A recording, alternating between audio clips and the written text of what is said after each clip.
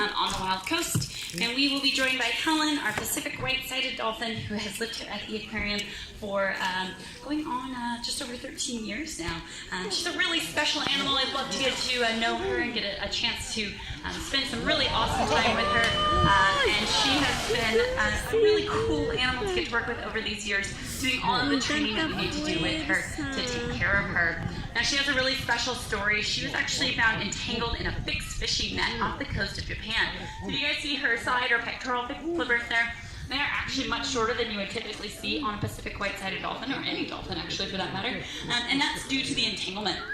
She was entangled in this fishing net quite severely, and the fishing net did end up taking a good portion of her flippers to save her life, but she was very lucky to get that second chance at life, and she's lived here, like I said, for quite a long time, doing the training it takes to take care of her, which has been really cool for us here.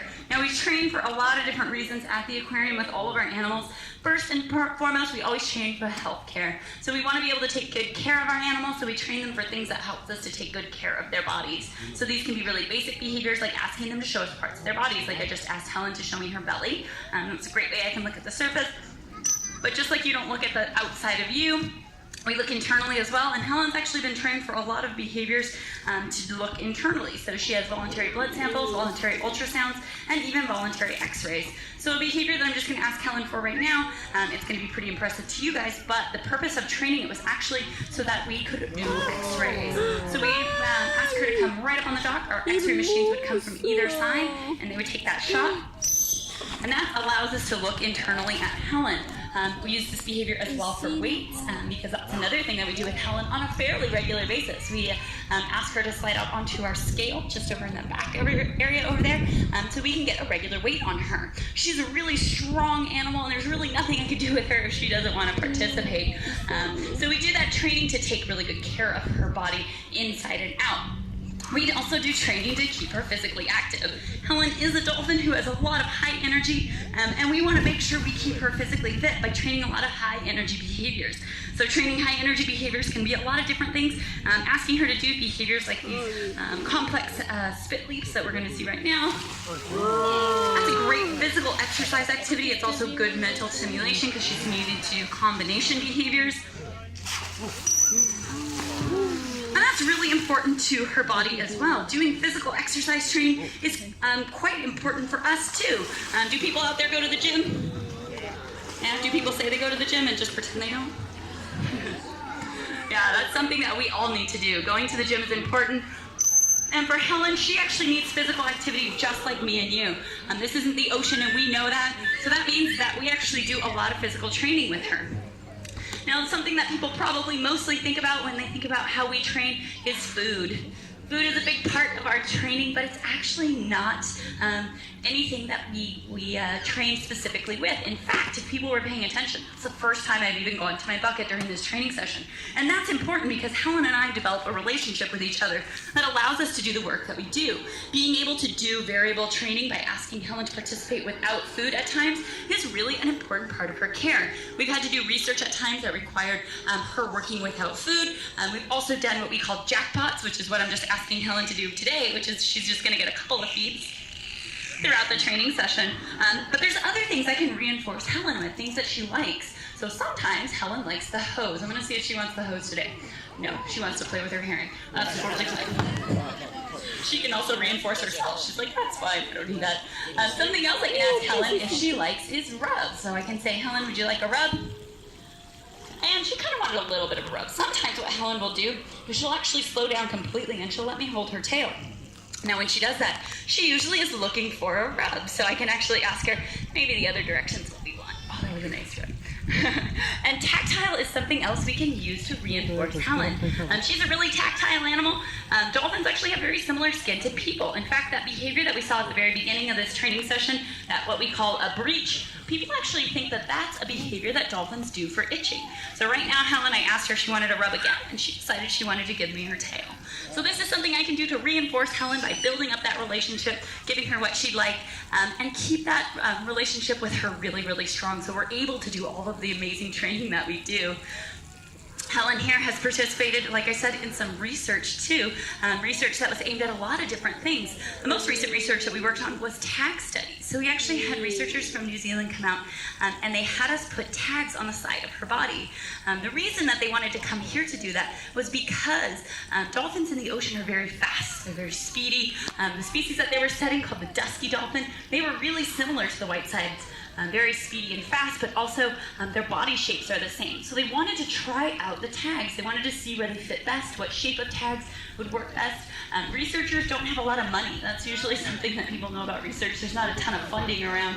So they want to get the most value for their money when it comes to tag research, which means they want those tags to stay on as long as possible. So by doing that, by coming to this aquarium, putting those tags on Helen, and then asking her for high energy behaviors, like these speed swims, all of these behaviors are really going to help by giving researchers those real-world practice with their equipment in a facility where they can actually change those settings and give her the best benefit of the doubt when it comes to, or the equipment, the best workout that they can to make sure that it does give it the best chance to succeed. Now those researchers, they were actually able to release a paper all about the dusky dolphins, and that was really cool because we contributed directly to that. Something else you'll see me using during this training session is non-flavored gelatin. That's actually something else Helen seems to really enjoy. So I can give her some of this non-flavored gelatin as reinforcement as well for doing a great job. Now, building up that relationship is really the key to all of the work that we do here at the aquarium. But you guys can actually help us by doing our work too. In fact, just by coming through our doors, you've helped us to take care of Helen and all of our animals. And you can help us even further, and not just us, but researchers around the world. If you're ever out on the ocean and you guys spot a whale, a dolphin, or a porpoise, you can report that to our whale report app. You can actually go on our website, find out more about that, or whalereport.org will tell you more information. And anytime you get some of that information, it adds to the big pool of data that we have, and also helps to make sure that dolphins in the ocean are given the best opportunity for being visible so we know where they're at. And hopefully avoiding boats and other shipping activities as well. So pretty exciting stuff that you guys can help us out with. Me and Helen are going to keep doing our training session for the next few minutes. Please feel free to continue watching.